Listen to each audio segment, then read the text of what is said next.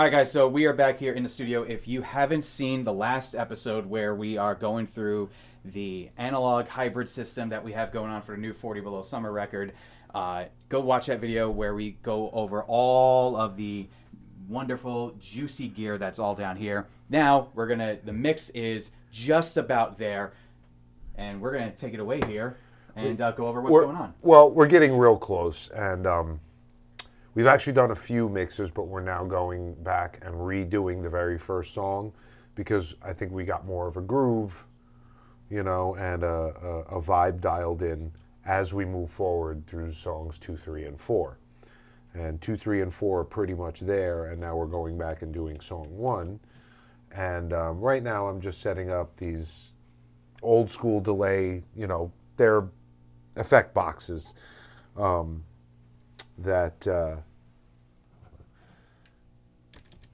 just have a certain classic kind of sound to them. We have the Lexicon PCM70 over there for the tiled room, which is just beautiful for the snare. It's the third from the top, Lexicon PCM70. The tiled room is just, in a way, it has a certain magic on a snare drum. It's a very short reverb. Obviously, it's like a small tiled room, but it has this certain, adds a certain crack to the snare drum. That's excellent. And then we're using the PCM80, which is right on top of it. Both Lexicons, classic Lexicon units, for a nice plate reverb that we throw on the snare. Then over here, I have a TC Electronics Fireworks, which is probably from the late 90s, early mid-2000s, one of the coolest boxes. It has just great choruses and things like that, but it also has some distortions and weird effects like a ring modulator and things like that can definitely add certain character in certain places. And then a Yamaha SPX 2000, which is also kind of a classic. So, and then of course we have numerous plugins that we're utilizing in the box on vocals and bass and some clean guitar. But for example, like Isotope, the Nectar 3 just really adds something, wonderful to the vocals. And the Waves plugin it's a one knob distortion, also sounds really good on vocals too. So there's lots of... there's a whole lot going on. I mean, why don't we take a second to kind of explain how we're let's explain kind of approaching the last video. We went over what gear we have here, but now we have everything basically mapped out, right? So what we have here is we're running Pro Tools, and our interfaces are Orion Antelope 32s. So it gives us, each unit gives us 32 ins and outs, digital to analog, analog to digital conversion. And we're running 2 right now, so we have 64 ins and outs. Between the 2 consoles here, we have 48 returns basically coming from, so whatever we track comes back analog through the 2 consoles. This is the main console, this is the sidecar. So we're running all these channels. Aside from these last 2 channels, which are returns for the reverb boxes, the effect boxes over here. And then these 2 faders here are returns for those effect boxes over there. Yeah, so just, then these 2 faders here return this sidecar console. So it gives us essentially 46 channels. And to clarify with everyone, yes, he has had this modified extensively. Yes. So they're not. Well, first off, neither of these consoles are in production anymore. This console was probably taken out of production about 17, 18 years ago. This console was taken out of production maybe 6 or 7 years ago, if not, probably about 6 or 7 years ago. This console was modified by Creation Audio Labs. That's what it was. This console was modified by Revive Audio. A lot of my other outboard gear was also modified by Revive Audio. They're wonderful. They do a great job. Both places do excellent work. That being said, So the way everything returns is basically simply channel for channel. We will do a little grouping in the box, but for the most part, we're going channel for channel. Like, so we have our bass drum here. Then we have a bass drum sample, which just adds a little like punch clickiness. Yeah, exactly. Just to, supplement. It's the complement, not to replace. And Exactly. Yes. Same thing with the snare drum. So we'll have top snare, bottom snare, snare sample. Then the And top. what would you say the mix is between the sample and the actual instrument? Like, what would you say, like? For snare, Like it's 80, actually 20 or no. real? For snare, it's probably more like. Don't look at the faders because the signals it's not coming just in the are fader. different. The actual live snare is much hotter than the sampled snare. So, but I would say it's probably like 65-35 snare. And then kick drum is probably more like 60-40, even 55-45. I mean, just giving a quick overview, like 1 through 13 Is drums. and 14, 15, 15 is bass, mic, and DI and mic. Yeah. And then 16 starts rhythm through guitars. 24 is rhythm guitars, heavy rhythm guitars, distorted guitars only. So just to give an overview, like 16 was recorded through a 5150, and that 16 and 17. 16 and 17 were recorded that's through a panned 5150, left. panned left. And that's a Royer R101 ribbon microphone and a Telefunken M80SH. All recorded in this back room right here. Yes, that's the ISO booth, Yep. yeah. And then that's the left side. Then on the right side, tracks 18 and 19 are a PV50. Well, a PV 18 is the Hold on, line yeah, 6. but we'll get back to that Okay. in a second. 19 and 20 are a PV Invective on the right side, recorded by our other guitar player. And then they each doubled They each doubled their part. their part with a different amplifier, though. Yes. We used the Line 6 Bogner. It's an all-tube design. It's a wonderful sounding amp. Yeah. And that is basically the same microphones, a Royer Ribbon and the Telefunken We'll have both of M80SH, but both of them are grouped in the box and come up on one channel here, which would be And you 18. always want to, like, if you're going to double your tracks, always get a little variety with the tone to make it that much more full.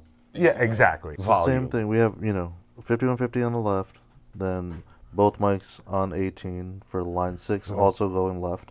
Then we got Invective on 1920 going right. Then on 21 another line 6. Both mics. Yeah, both mics going And going right. So And that's grouped a- mics on 18 and A 21. full fat sound. And how many channels do you have for leads and solos? So we have like most of the overdub leads and some solos going through tracks 22 and 23. Occasionally, sometimes, depending on the lead line, we'll double it on track 24. Then additionally, we will have secondary like leads and harmonies.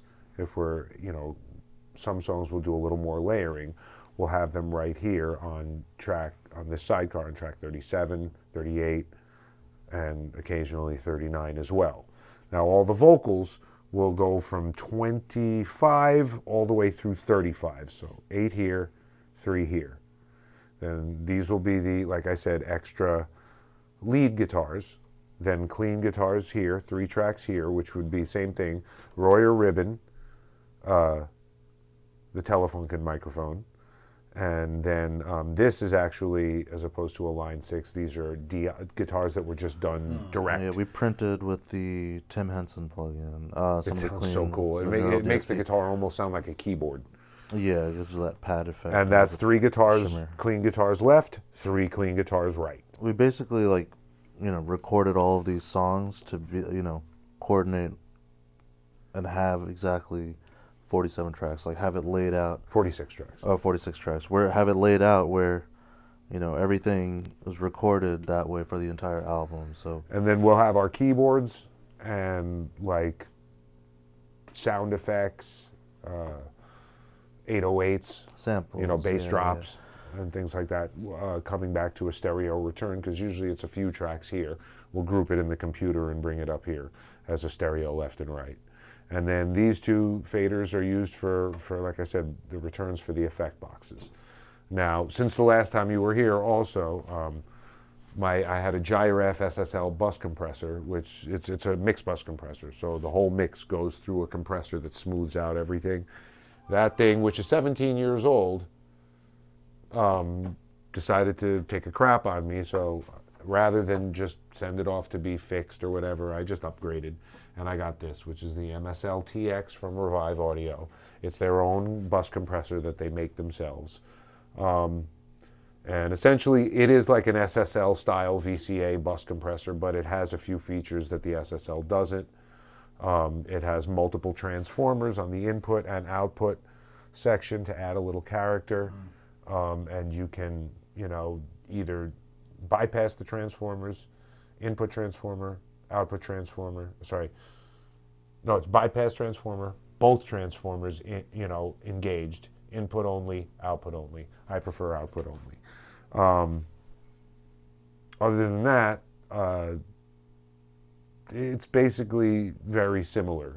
Yeah, I mean, we have a couple extra things going on like buses for instruments. So why don't we just explain kind of what's going on? Like, we got all the drums, and the drums have their own bus compressor over here. Yeah, right here. So the whole drum group, which would be tracks 1 through 13, comes up to bus or group 1 and 2.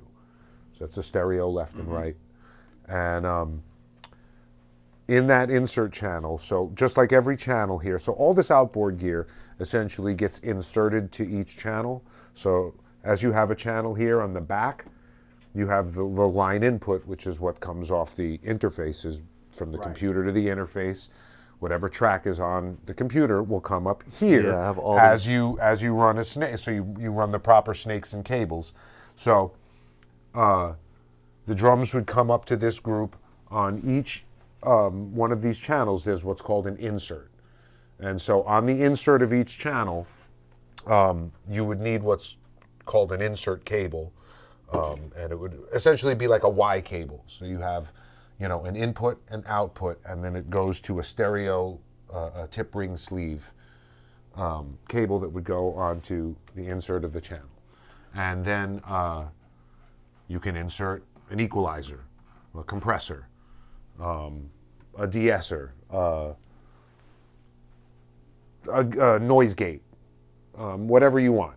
So in those type of, I guess you would call them dynamic effects, right? Yeah.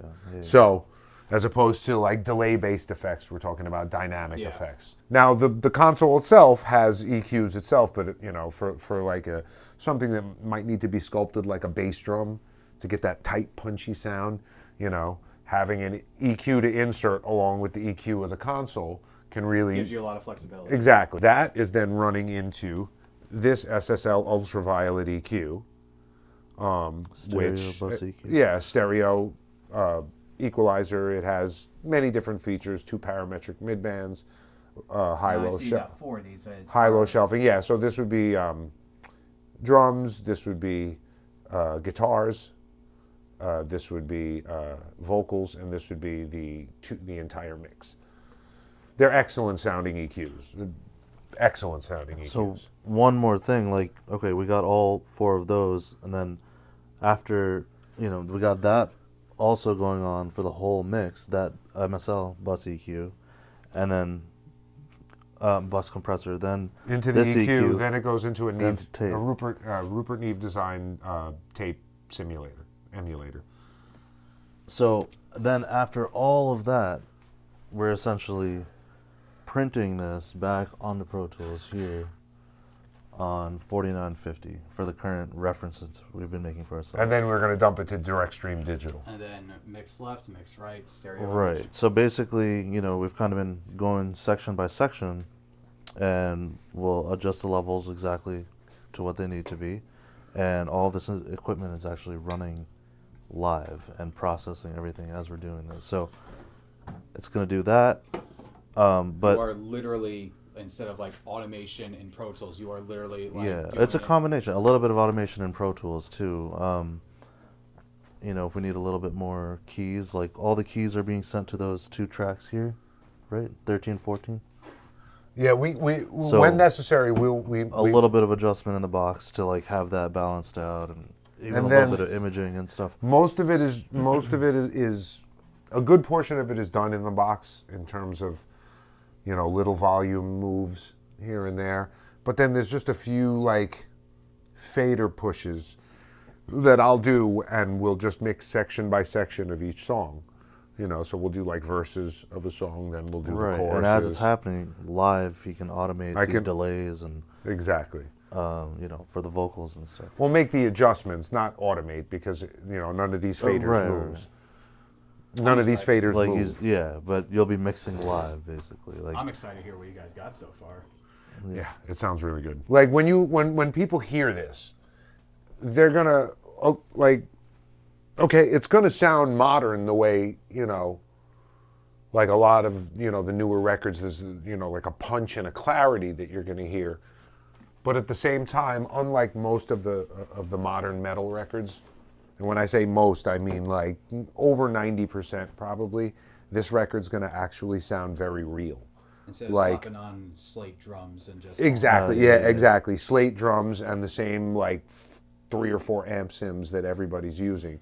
These are actually real drums and real amps. But it's really like, man, it's the quality of everything. Like even the vocals, the way they're sounding running through like real opto comps there. It's like it stands out, like, when I mix vocals on the digital end, I'll end up running some, Waves LA2 and some, digital modelers of, the real thing, and there is a very distinct characteristic to like certain things that we're running here, like, and I think it really makes a big difference in how, the way you can shape the sound, basically. and essentially when you're like someone like me, who over the years, between what I've done musically with 40 Below in the past, and the fact that I've had a stable day job for a long time where I make a decent salary,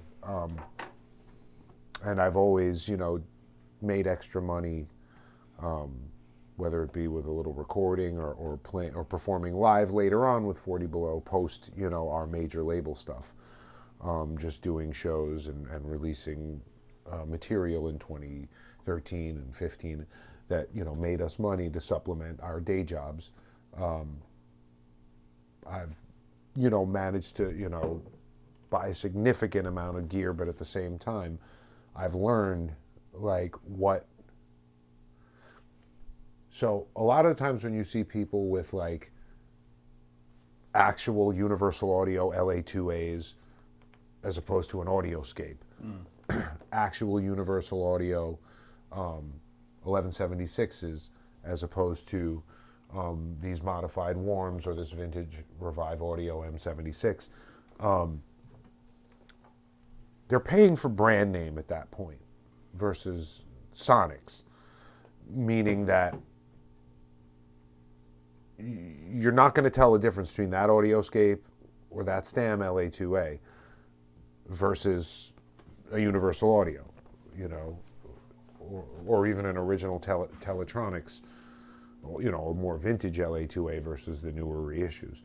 As a matter of fact, those will probably sound closer to the vintage LA2As than the newer reissues from Universal Audio, which cost $6,000 now. They just raised the price as if they weren't already overpriced enough. Last year, a brand new Universal Audio LA2A was $4,700 or $4,800. They just decided to raise the price to $6,000 as if it wasn't already overpriced enough. Whereas, for example, like SSL, kind of reading the tea leaves properly, has basically dropped the price of all of their stuff, which used to be ridiculously overpriced as well. An SSL X-Logic G-Series bus compressor was like almost $4,500 last year.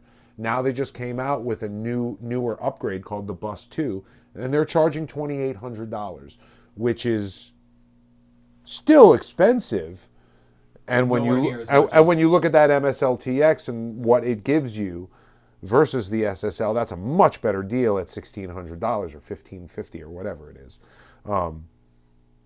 But SSL is still reading the tea leaves. They dropped the price of these ultraviolet EQs from $1,400 down to $500 and change now. Like, so they're affordable. SSL is understanding the market, whereas like Universal Audio is completely misreading the market, because you don't need to spend $6,000 or $3,000 for an 1176, an LA2 or an 1176. You can go to Audioscape, you can go to Stam. There's so many different companies that will make, you know, exactly modified versions of it. And so what I found out is quality for quality. For example, that this right here, I know people see the PV name and think, oh, no, this is actually a professional piece of equipment that was released in the 90s. And if you get one, I thankfully got one that was fully recapped and fully serviced. And it's basically like having two LA2s in a box for about $1,500. And I mean, on the used market, $1,200 to $1,500, you can get those. And they're wonderful sounding. Then these down here, you can ask Zachy. Like, yeah, they sound great. Those are handcrafted lab solutions. Also, it's like two stereo. It's like a pair of LA2s in a box, and I have two of them. So that's 4 LA2s right there. Essentially, you can't really tell the difference between those and the actual LA2s. And it also comes down to how you know how to use the gear and how to. Well, of course, like, because you know, I've sat on forums and listened to these people explaining, like, people are talking about how do you eliminate drum bleed and this and that, and then all these old school purists come in and like, you don't need, if you know how to mic up a drum kit, you don't know how to, you don't need to eliminate drum bleed. And I'm like, obviously you've never recorded modern metal, because if you really think that old school Led Zeppelin technique is going to work recording Sleep Token or Ginger, or to get the separation of the instruments, that the way these bands are doing it today, you're out of your fucking mind and you don't know what the fuck you're talking about. Listen, there's a ton of people today that'll be like, you don't need all this gear, plug-ins sound better. You're out of your fucking mind in that respect as well. So just, you know, there's a mix of the old school and the new school, and there's stuff in between. And I've always said that as good as plugins today sound, and they sound great, nothing beats the sonics of the original gear, and especially like if you have a great quality signal going through these actual EQs in here. It'll always start with two things first. The person playing the instrument. Yes. And the instrument itself. Yes. Like, and whether it's an expensive instrument or a moderately priced instrument, a good player who understands his instrument will know how to make it sound good. I'd like to add a third factor in there, the room where it's recorded in. Depends. Drums, sure. Like guitars? Drum sounds can be sculptured in depending on what room that they're recording. No, of course. But guitars, for example, you know, like for heavy rock music, you're close miking an amp. Doesn't fucking matter what room it's in. You know, but most of the time with guitars, you stick them in a little tiny booth. So, you know, but when it comes to guitars, vocals, things like that, sure. Drums, absolutely. Like the sound of the room can really make a big difference. Unfortunately for us, even though like that's a pretty nice room over there, it is not a meticulously crafted room designed for recording, you know, a drum kit. Again, where did you say you recorded the drums for this song? For all the songs, we put the drums in the rooms. Actually, Alvin's room goes this way. Okay. So it's a room that's about 1.5 times the size of this room. And you said you used this drum kit right here, or? Yeah. Yes, we used that drum kit. We put it in that room. We ran a snake between the walls. Pre's. And those are the mic pre's, you know. And I believe I ran down which mic pre's went where on the last video. You did. So, you know, that's essentially, and I believe we went down channel for channel. So once it's all run through the pre's, whenever we bring it back through, running it through everything, we're going to line in to bypass the pre's on the board. Exactly. So it's, you know, just because to keep it clean. we don't need the preamps of the board because we have these outboard. You don't want to run preamps. it through the preamp twice. Now, like I said, if I was actually going to do like a live band session where I'm recording the whole band, not just the drum kit, then I would have to use some pre's, The pre's. on the board. Thankfully, these pre's, which there's 32 of them, were all modified by Creation Audio Labs. So they should probably sound somewhere in the level of that bottom level preamp that I have there, which are basically Neotech preamps. So from the people that know the manufacturer, they made, I believe they're still making consoles to this day. Neotech consoles, which are basically like sort of like a poor man's Neve, very clean, like a poor man's modern Neve, like a 9098 console, but like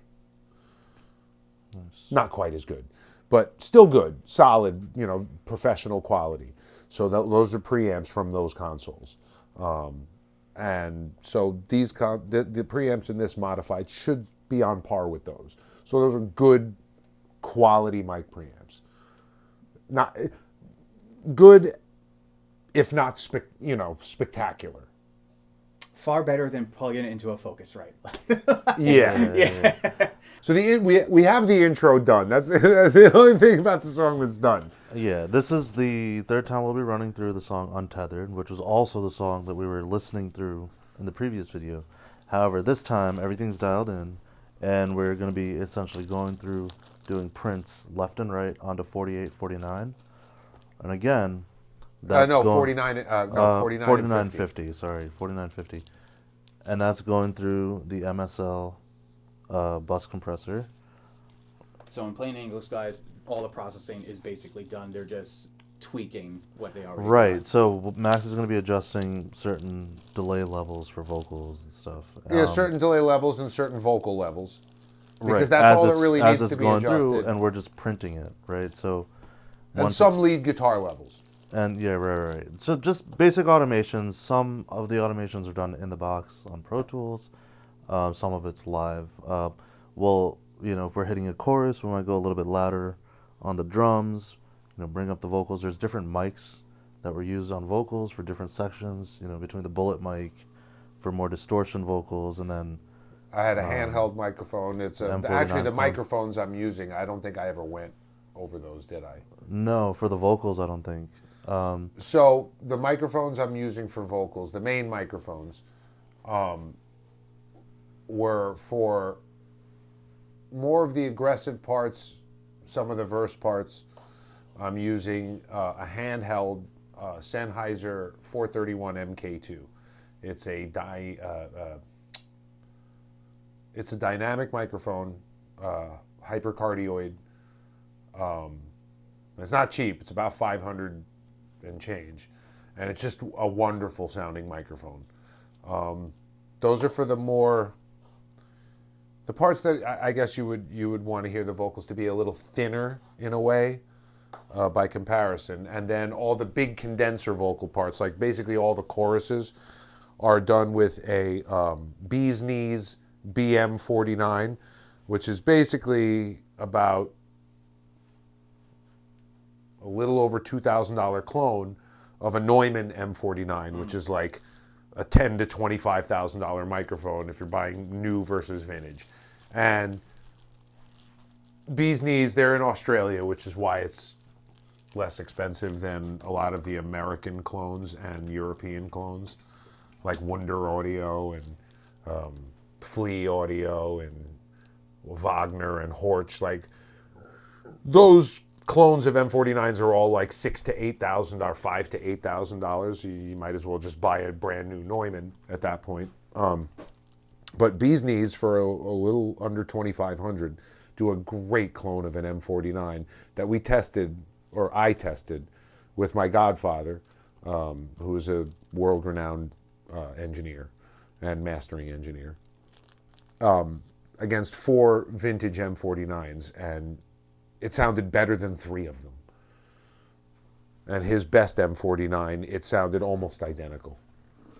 It needed a little boost at 600K, about 1 dB, to sound identical to his. I mean, his M40, his top M49 is one of the best I've heard. And this microphone sounds great, dude.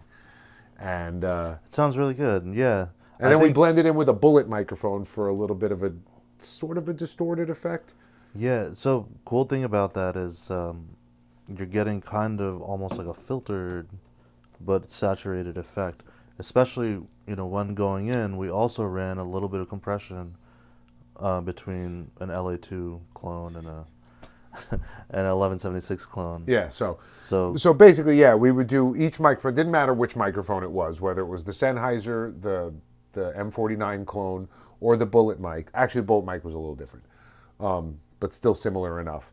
It went Telefunken preamp, which is right over here, a Tab Funkenwork preamp, which is essentially a clone of a Telefunken V72. But whereas V72 has a fixed volume, this actually has stepped controls. The only difference between that and a V72S is the fact that you can adjust the volume levels. It still has the same sound. So we would run from that preamp into the Vintage Audio M76, 1176 clone, and then into the Audioscape LA2A. And that is the classic vocal sound for literally probably a half a century, no, more than half a century now. yeah, a little LA2 into 1176 action. Or 1176 into The idea LA2. is to not just utilize an opto compressor or an FET compressor, but to get a little halfway compression of both. Exactly. To utilize the quick attack of the FET compressor and the silky warmth of the opto compressor. Now, what are your settings on the 76? Well, they're a little different now, but they're not set up for tracking. They're set up for Mixing. So, I mean, you have a fast attack. What is on those currently? A medium fast release. What? Those are clean guitars, right? Currently? No, those are dirty vocals. Dirty vocals. Okay. Clean vocals are these 8 channels here, the cleaner vocals, and that's these 8 optocomps. So 8 channels, 8 optocomps, 8 channels of optical compression, all tube. And then these 3 dirty vocal tracks will run through the 1176s, which can, they get a little grittier than the optocomps, let's just say. A little nastier. All right. And they're more of a peak limiter than they're faster. They're just much faster compressors. They hit quicker, whereas the optocomps are much smoother. You can really, really crank those optocomps without getting like a pumping effect, whereas if you really start crushing with the 1176, it's much more noticeable. This is basically after the tape saturation, after bus compression, bus EQ, tape saturation, and all the instruments are simultaneously being processed through all the gear. So we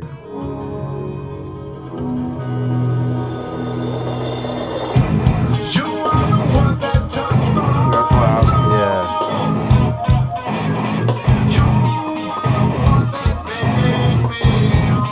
We're on the Dyne Audios also. Do the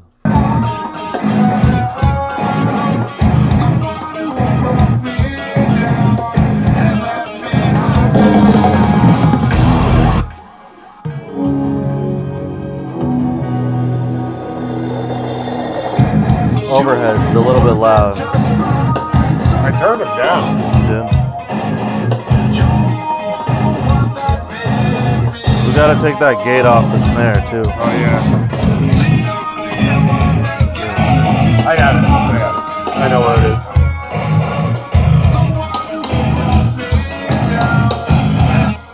So, drums are playing the cross stick in the beginning. We took the gate off, the snare top, to let that come through. That's just for the first section. And then when we go to the second section, we're going to turn the gate back on where he's hitting the snare with full dynamics. More volume, Cool. So let's run through one more time. Yeah, make sure I it always sounds want to make good. sure this delay is working right. Yeah, 'Cause you know how this delay can get a little funky. Yeah.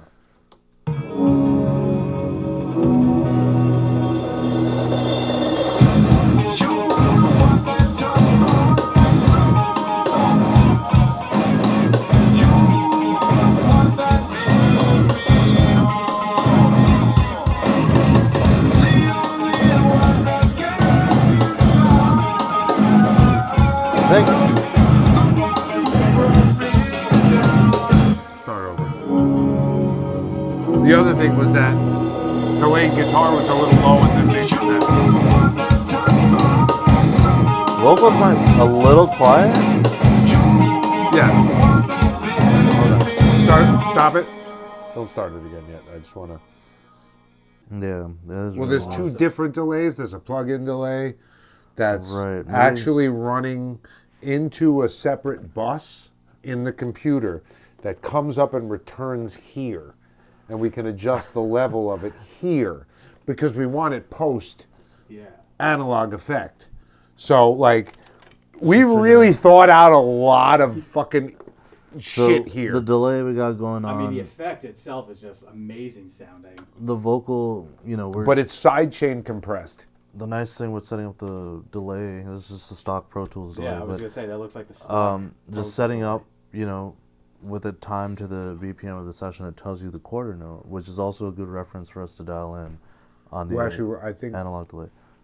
Or Yeah, these are running quarter notes. Yeah, I was going to say eighth note, no, quarter note. quarter note and half note. So Well, no, we're running half note. Actually. between that, so this delay is then going into a Valhalla plate reverb, and then after the plate reverb, another signal is being sent to the compressor. We're running There's a it's compressor. a multi-band comp, right? Or is No. It's just a stock Pro Tools compressor, but we're sidechaining it to the vocal signal itself. So when the vocals hit, it's compressing the effect, and when the vocals let off, it lets the effect come through more. So it's almost kind of like a little bit of automation, and it's actually compressing pretty hard, about 12 decibels of compression. But That is a with lot. That I know, but it allows Doesn't the matter effect as to long be- as it sounds good. Yeah. Like that's the Prominent. thing. Like a lot of old school engineers, you don't need that much compression. And I'm like, you just whatever sounds good. It doesn't matter. What it's really doing is masking the effect as the vocals are happening. It just creates this And then- clarity. And then lets the effect happen afterwards. Where It it needs opens to up when the happen, yeah. effect, the side chain, lets the effect open up after the main vocal dies down. And then But we're then also we have the there's double delay running off of the Yamaha SPX 2000, which we're running a classic like stereo echo, which has a little, bit of an analog, almost kind of grit to it, and there's certain sound to the Yamaha SPX 2000 and some of it, and so we'll fade in the delay, extra delay here and there, but it's all operating at the same half note, so 800 milliseconds. More time. It's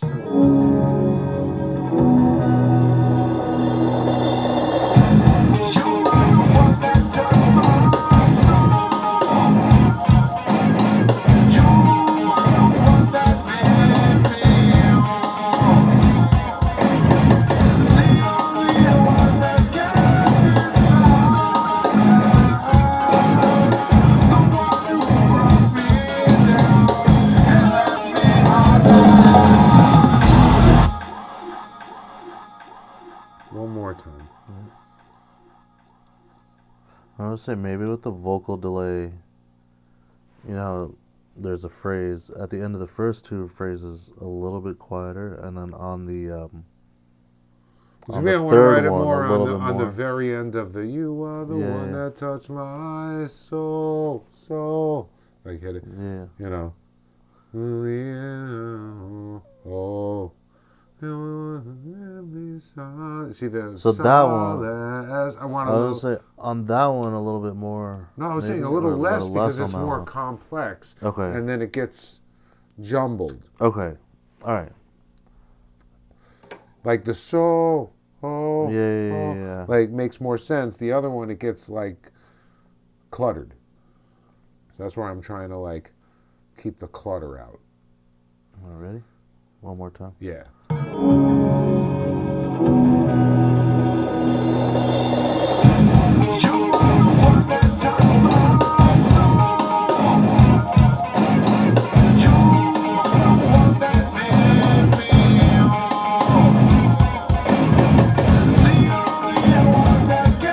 One more time. Oh, we're not even punching in.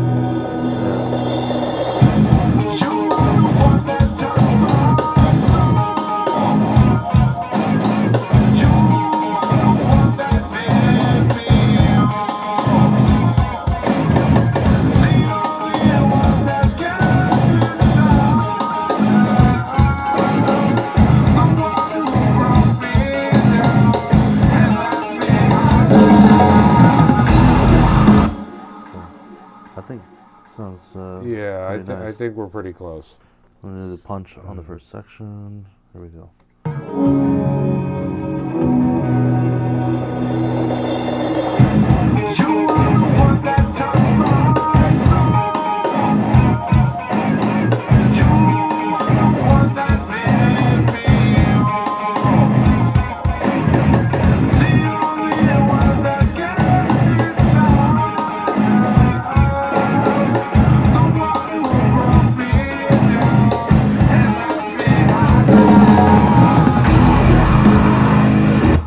Cool.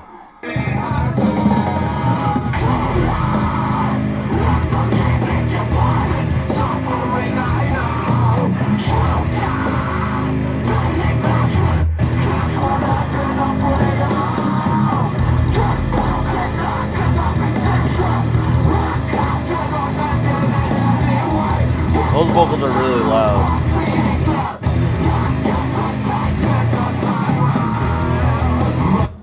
Start again.